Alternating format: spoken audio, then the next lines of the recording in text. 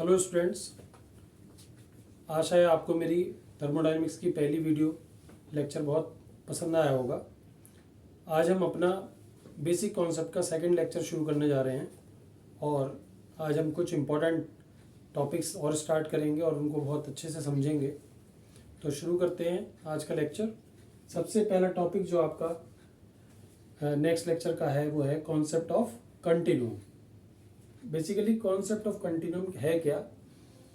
A kind of idealisation of continuous distribution of mass.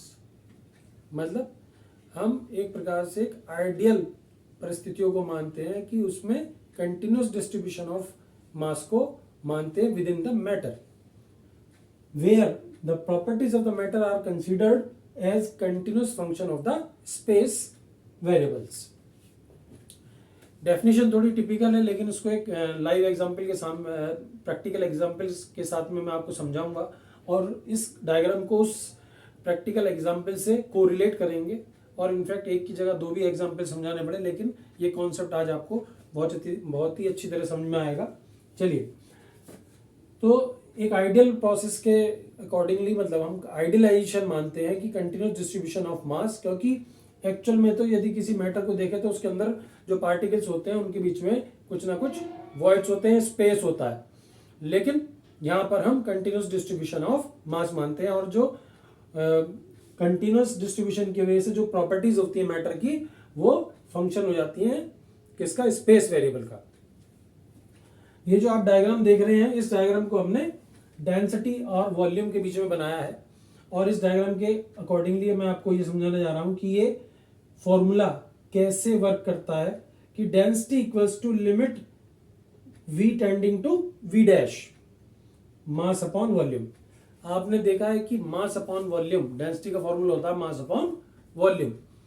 तो जब हम किसी चीज पर लिमिट लगा देते हैं, तो लिमिट लगाने का क्या मतलब है कि उसकी एक हमें एग्जैक्ट वैल्यू मिलती है। तो यही हम देखेंगे इससे कि यदि किसी भी वस्तु का बहुत लार्ज वॉल्यूम लिया जाए और उसे धीरे धीरे धीरे धीरे रिड्यूस किया जाए, तो एक पर्टिकुलर लिमिट ऐसी आती है जिसके बाद प्रॉपर्टी की वैल्यू या तो घटनी शुरू हो जाती है या बढ़नी शुरू हो जाती है।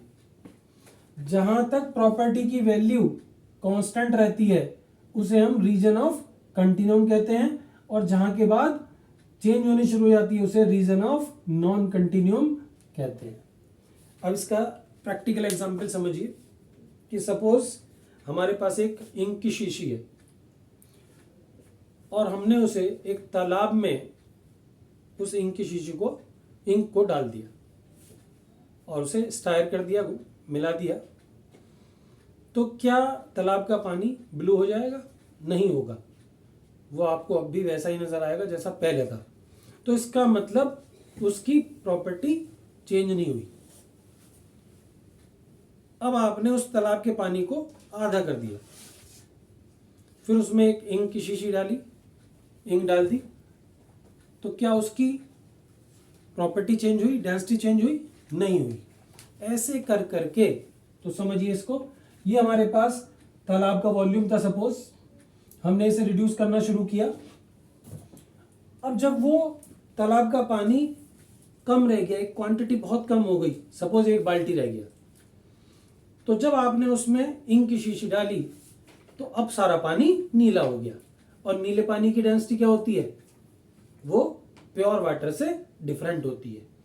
तो यहां से जहां तक उसकी प्रॉपर्टी कांस्टेंट रही, इसे कहते हैं हम रीजन ऑफ कंटिन्यूम, और इसे कहते हैं हम रीजन ऑफ नॉन कंटिन्यूम या रीजन ऑफ डिस्क्रीट पार्टिकल भी कहते हैं इसको। इसकी जगह पर हम डिस्क्रीट पार्टिकल्स, मतलब यहां पर उनका जो डिस्ट्रीब्यूशन है वो डिस्टर्ब हो जाता है, कंटिन्यूअस नहीं रहता है, इस वजह से ये नॉन कंटिन्यूम रीजन हो जाता है। तो density will remain constant, will be same, कहां से कहां तक? When v changing to v dash, और इसको हम क्या कहते हैं? Continuum limit.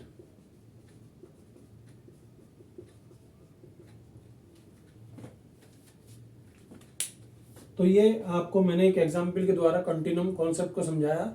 इसी प्रकार का आप दूसरा भी एग्जाम्पल प्रेशर के लिए बना सकते हैं। सपोज प्रेशर का फॉर्मूला होता है नॉर्मल फोर्स अपॉन एरिया। अब लिमिट किस पे लगाएंगे? When area changing to a dash. यदि इसके लिए आपको कोई प्रैक्टिकल एग्जांपल दें तो यहां पर आपको एरिया लेना पड़ेगा और यहां पर आपको प्रेशर लेना पड़ेगा। और इसका एग्जांपल और एक दे देता हूं मैं आपको, फिर नेक्स्ट टॉपिक पे बढ़ते हैं।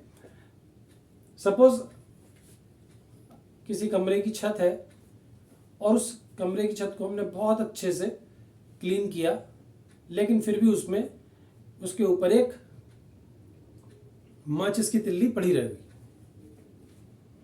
अब यदि उस पूरे एरिया को आप कंसीडर करेंगे, लार्ज एरिया को कंसीडर करेंगे, तो माचिस की तिल्ली का जो वेट होगा या मास होगा, उसके द्वारा जो फोर्स काम कर रहा होगा तो वो तो वेट की फॉर्म में कर रहा होगा, तो मास इनटू जी।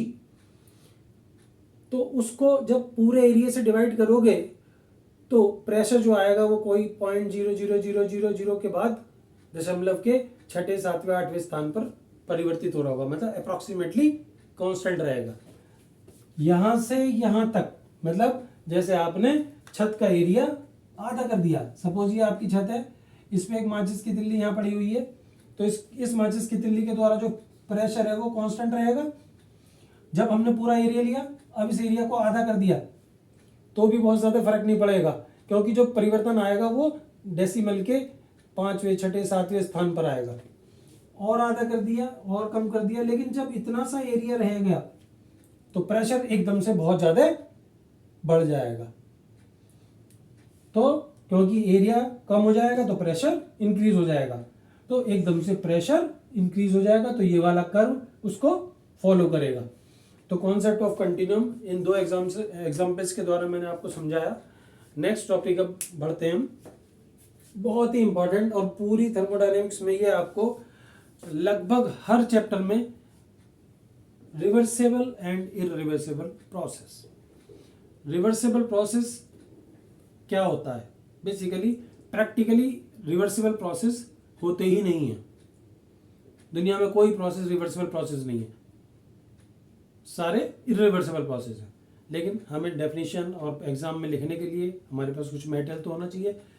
सो रिवर्सेबल प्रोसेस क्या है? A process is said to be a reversible process if when reverse follows the same path without leaving any effect on system and surrounding। Definition थोड़ी सी समझने की है कि यदि किसी प्रोसेस में रिवर्स पाथ को रिवर्स फॉलो किया जाए थ्रू द सेम पाथ, जिस पाथ से वो प्रोसेस हुआ है उसका रिवर्स, उसी पाथ को रिवर्स डायरेक्शन में फॉलो किया जाए, तो सिस्टम और सराउंडिंग पर कोई इफेक्ट नहीं आना चाहिए, नेट इफेक्ट 0 होना चाहिए। यदि ऐसा प्रोसेस है तो उसे हम रिवर्सिबल प्रोसेस कहेंगे। अब इसको एक एग्जांपल के द्वारा समझिए। सपोज ये 1 से 2 और 2 से 1, लेकिन ये है क्या प्रोसेस, वो यहां पर मैं आपको दिखा रहा हूं। 1 मतलब एक इंक्लाइंड प्लेन पर एक बॉडी है जिसको हम 1 से 2 पोजीशन तक ले गए, तो सिस्टम ने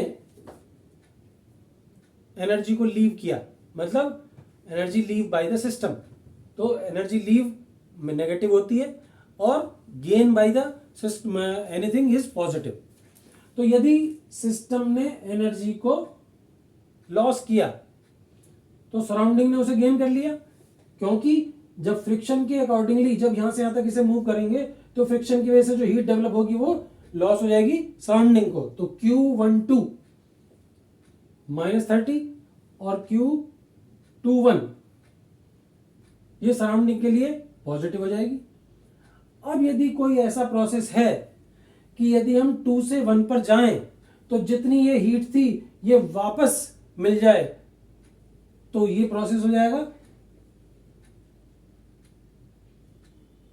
कि उतनी हीट उसे मिल जाए और सराउंडिंग उतनी हीट सराउंडिंग के द्वारा सिस्टम को दे दी जाए।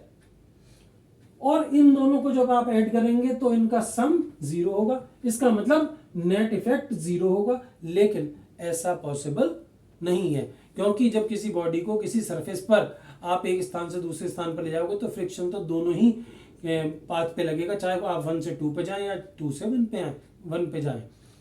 तो ऐसा सिस्टम पॉसिबल ही नहीं है। इसीलिए किसी भी प्रोसेस को इरिवर्सिबल बनाने में फ्रिक्शन का सबसे बड़ा हाथ है। चलिए समझते हैं और आगे। तो अब रिवर्सिबल प्रोसेस है क्या? वैसे ऐसा प्रोसेस होता तो है नहीं, तो it is basically ideal process and it is the most efficient process and easy to analyse and use to compare the other process. क्योंकि ये एक आइडियल प्रोसेस है जिसकी एफिशिएंसी सबसे ज्यादा होती है और इसको इजी होता है सॉल्व करना, तो इसको हम यूज करते हैं कंपेयर करने के लिए अदर प्रोसेस, क्योंकि अदर प्रोसेस रिवर्सिबल प्रोसेस नहीं होते। चलिए, तो इरिवर्सिबल प्रोसेस कौन सा हुआ? A process which is not reversible. बहुत बढ़िया, मतलब रिवर्स कह दिया हमने कि जो रिवर्सिबल नहीं है वो इरिवर्सिबल है, is an irreversible process. Friction is one of the reason which makes a process irreversible. तो ये तो एक डेफिनेशन के रूप में आप याद कर सकते हैं कि जो प्रोसेस रिवर्सिबल नहीं है वो इरिवर्सिबल प्रोसेस है, और फ्रिक्शन सबसे बड़ा कारण है किसी प्रोसेस को इरिवर्सिबल बनाने का। लेकिन होता क्या है बेसिकली इसमें? The net effect is heat addition to the surrounding in both the process. मतलब इसे दूसरे शब्दों में ये भी कह सकते हैं कि एक ऐसा प्रोसेस जिसमें नेट इफेक्ट सिस्टम तथा सराउंडिंग पर 0 नहीं होता, उसे हम इरिवर्सिबल प्रोसेस भी कहते हैं। जैसा कि इस केस में है कि चाहे आप 1 से 2 पर ले जाएं या 2 से 1 पर लाएं, दोनों ही केस में सराउंडिंग को हीट मिलेगी और हीट लॉस सिस्टम के द्वारा ही होगी। तो ये हमारा कैसा प्रोसेस है? इरिवर्सिबल प्रोसेस है। चलिए स्टूडेंट्स, आगे बढ़ते हैं। आज की दोनों टॉपिक हमने खत्म किया और नेक्स्ट टॉपिक है क्वासी स्टैटिक प्रोसेस।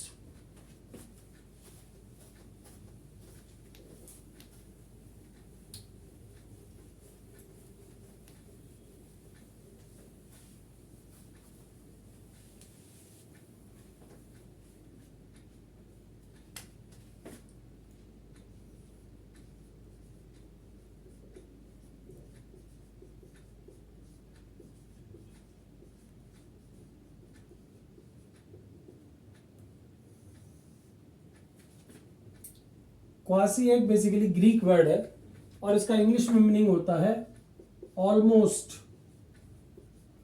स्टैटिक का मतलब होता है रेस्ट। तो क्वासी मतलब ऑलमोस्ट और स्टैटिक का मतलब रेस्ट। तो हम ये भी कह सकते हैं कि infinite slowness is the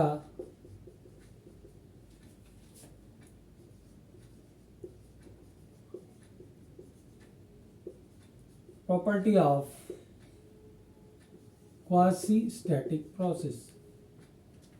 property को वैसे हम कैरेक्टरिस्टिक्स भी कह सकते हैं।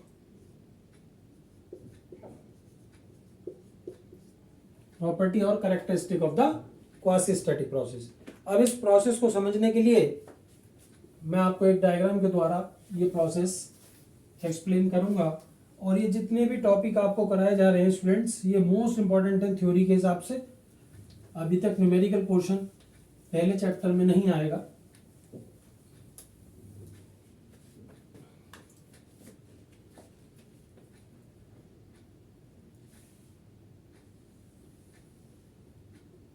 सपोज ये हमारे पास एक सिलेंडर पिस्टन कॉम्बिनेशन है। ये हमारा पिस्टन है, यहां पर हमने ये स्टॉपर लगा दिए हैं। ये कंडीशन 1 है, ये कंडीशन 2 है।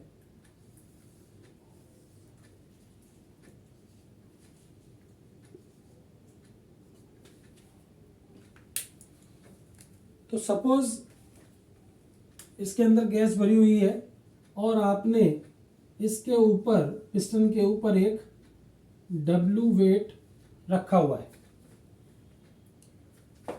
अब यदि आप इस वेट को सडनली हटा देते हैं तो जो 1 पर था, यदि 1 पर देखेंगे तो यहाँ पर प्रेशर तो ज़्यादा होगा लेकिन वॉल्यूम कम होगा। तो 1 ये वाले स्टेट हो गई इसकी, और जैसे ही आपने इसको हटाया तो ये सीधा 2 पे पहुंच गया, वॉल्यूम ज़्यादा हो गया और प्रेशर कम हो गया, यहाँ पर पहुंच गया।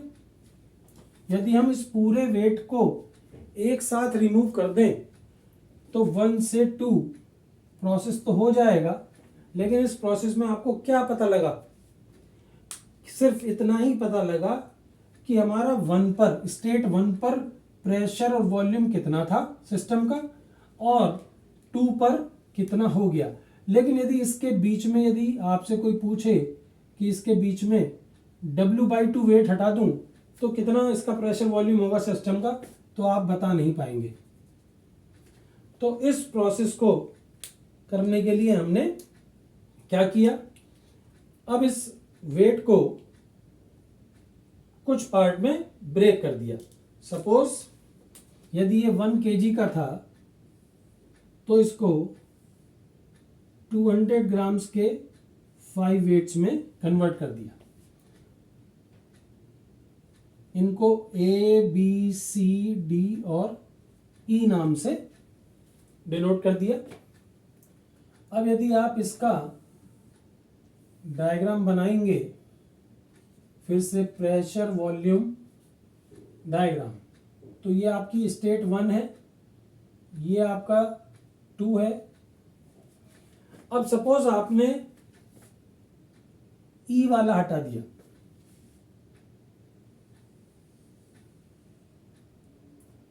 तो आपका पिस्टन कुछ थोड़ा और ऊपर आ गया। सपोज यहां आ गया। अब आपने D वाला हटा दिया, ऐसे ही आपने C हटा दिया, फिर आपने B हटा दिया,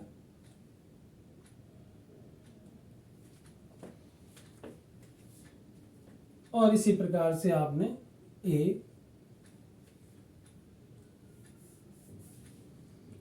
तो स्टूडेंट्स, आप यदि ध्यान से देखेंगे इसको, कि पहले वाले में मुझे केवल सिस्टम की कंडीशन के बारे में जो जानकारी थी वो 1 पे थी या 2 पे थी, लेकिन अब मैंने यदि इसके 5 पीस कर दिए तो मेरे पास बीच की इंटरमीडिएट स्टेट्स पर भी मुझे सारी जानकारियां प्राप्त होने लगी। अब यदि इसी प्रोसेस को मैं और प्रिसाइज, क्योंकि यदि हम यहां पर लीस्ट काउंट की बात करें तो अभी यदि हमारा 1 kg वेट था तो हमारे पास 200 ग्राम, हर 200 ग्राम पर तो हमें यह पता है कि क्या प्रेशर होगा और क्या टेम्परेचर होगा। इसे और प्रिसाइज बनाना है तो क्या करेंगे हम कि इसके 10 टुकड़े कर देंगे, मतलब 100 ग्राम के पीस रख लेंगे, और जब उन्हें करेंगे तो इनके बीच में आपको और इंटरमीडिएट स्टेट मिलने लगेंगी।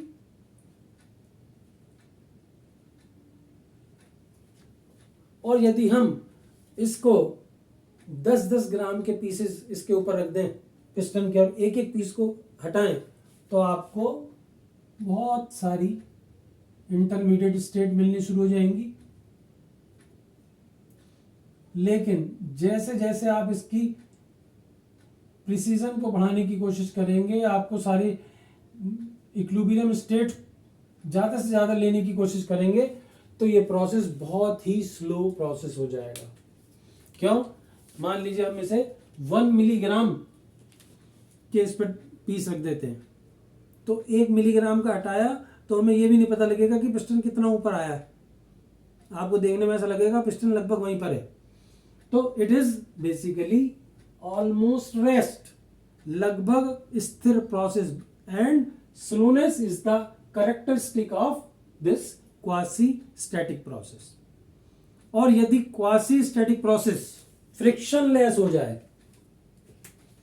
तो फ्रिक्शनलेस जो आपको मैंने बताया था, कहीं पर भी फ्रिक्शन लेस आ जाए और क्वासी स्टैटिक प्रोसेस की तरह वो प्रोसेस स्लो प्रोसेस है, तो वो कौन सा प्रोसेस होगा? Reversible process.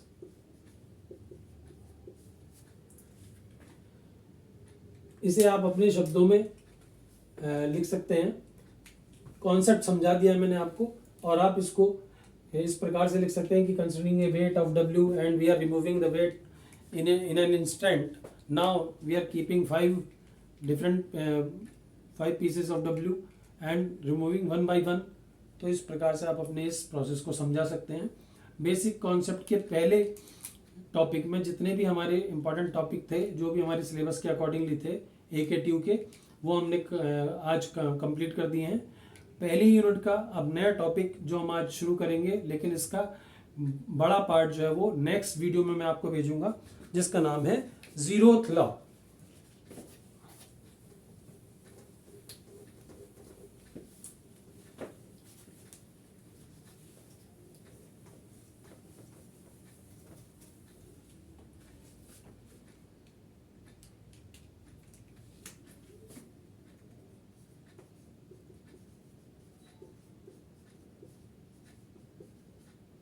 जीरोथ लॉ इसे बेसिकली कॉन्सेप्ट ऑफ टेम्परेचर भी कहा जाता है,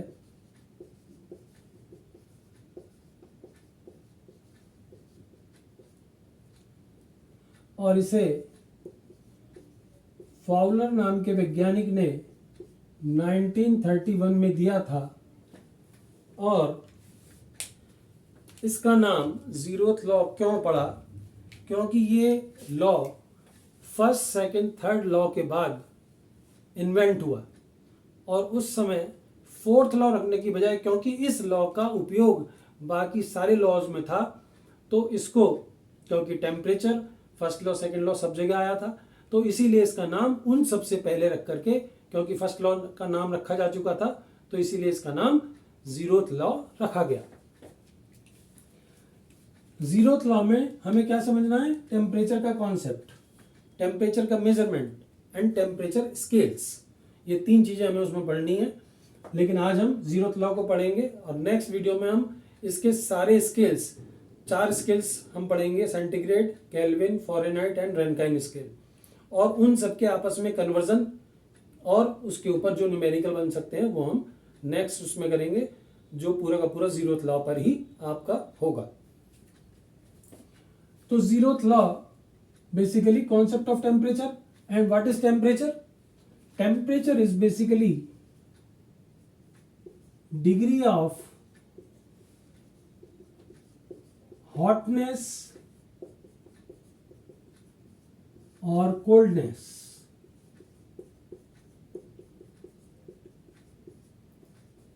which can be sensed by human body।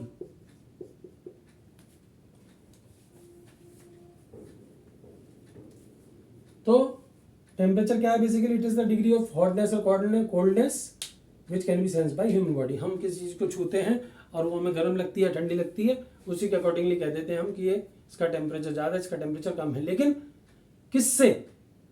इस पूरे प्रोसेस में आप देखेंगे तो आप अपने हाथ से, या कहीं आपका पैर टच हो गया, तो जिस टच होने के बाद जो आपको सेंस मिलती है, उसके द्वारा आप कहते हैं कि ये इसका टेम्परेचर ज़्यादा है, इसका तो टेम्परेचर बहुत कम है, ठंडा है या गर्म है।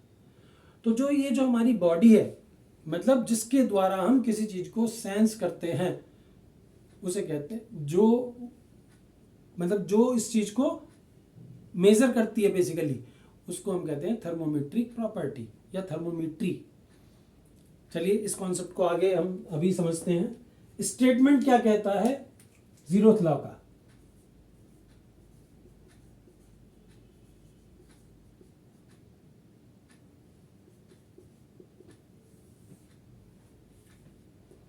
सपोज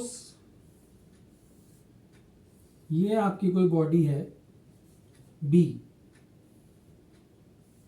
ये बॉडी है ए जो कि बी के संपर्क में है, और ये एक अनदर बॉडी है सी जो कि बी के संपर्क में है। तो जीरोथ लॉ क्या कहता है कि when A is in thermal equilibrium with B. तो क्या मतलब होता है थर्मल इक्विलिब्रियम का? किसी भी बॉडी से हीट का आदान प्रदान दूसरी बॉडी तक जब तक होता रहता है जब तक उनका टेम्परेचर आपस में समान ना हो जाए, इक्वल ना हो जाए। तो थर्मल इक्विलिब्रियम मेंटेन हो गया इन दोनों के बीच में, और body B is in thermal equilibrium with body C. और ये जो बॉडी बी है ये एक अनदर बॉडी सी के संपर्क में है और उसके साथ थर्मल इक्विलिब्रियम में है। तो जब ए और बी थर्मल इक्विलिब्रियम में है तो हम लिख सकते हैं कि टी ए बराबर टी बी, और क्योंकि बी और सी भी थर्मल इक्विलिब्रियम में है तो टी बी बराबर टी सी। तो इन दोनों के द्वारा हम ये कह सकते हैं कि टी ए बराबर टी सी। मतलब when a body is in thermal equilibrium with body B and body B is in thermal equilibrium with body C, then body A will be in thermal equilibrium with body C, even they are not in directly contact।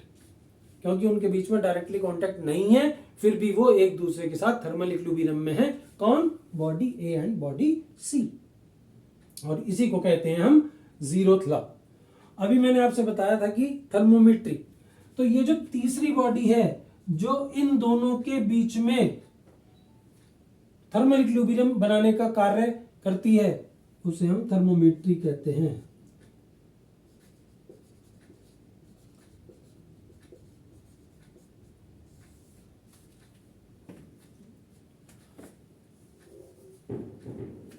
So students, आज हमने 4 topic mainly पढ़े। Number 1 concept of continuum, जिसको मैंने आपको दोनों के लिए बताया कि डेंसिटी के लिए कैसे ये कॉन्सेप्ट काम करता है और प्रेशर के लिए कैसे काम करता है। दूसरा हमने रिवर्सिबल एंड इरिवर्सिबल प्रोसेस को पढ़ा कि उसमें फ्रिक्शन कैसे रोल प्ले करता है किसी भी प्रोसेस को इरिवर्सिबल प्रोसेस बनाने में। तीसरा हमने क्वासी स्टैटिक प्रोसेस पढ़ा जो अपने आप में बहुत ही इंपॉर्टेंट टॉपिक है और थ्योरी में ज़्यादातर पूछा जाता है। और जीरोथ लॉ तो मतलब कंटिन्यूएशन में पूछा जाता है 2 नंबर में, व्हाट डिफाइन जीरोथ लॉ। तो जीरोथ लॉ में हमने इसका स्टेटमेंट पढ़ा, और जीरोथ लॉ में हम आगे क्या क्या पढ़ेंगे तो मैं आपको ब्रीफ कर रहा हूं, जो कि नेक्स्ट स्टैंड पे हम पढ़ेंगे। हम पढ़ेंगे टेम्परेचर स्केल्स, जिसमें 4 स्केल होते हैं, सेंटीग्रेड,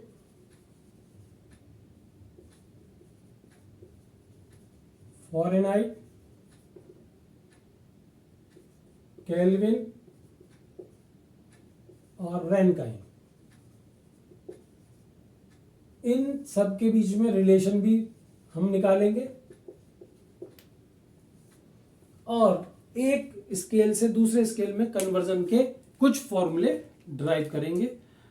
तो स्टूडेंट्स, आज की वीडियो आपको अच्छी लगी हो तो सब्सक्राइब करना मत भूलिएगा, जिससे कि आपको निरंतर आगे वाली सारी वीडियोस मिलती रहें। Thank you very much.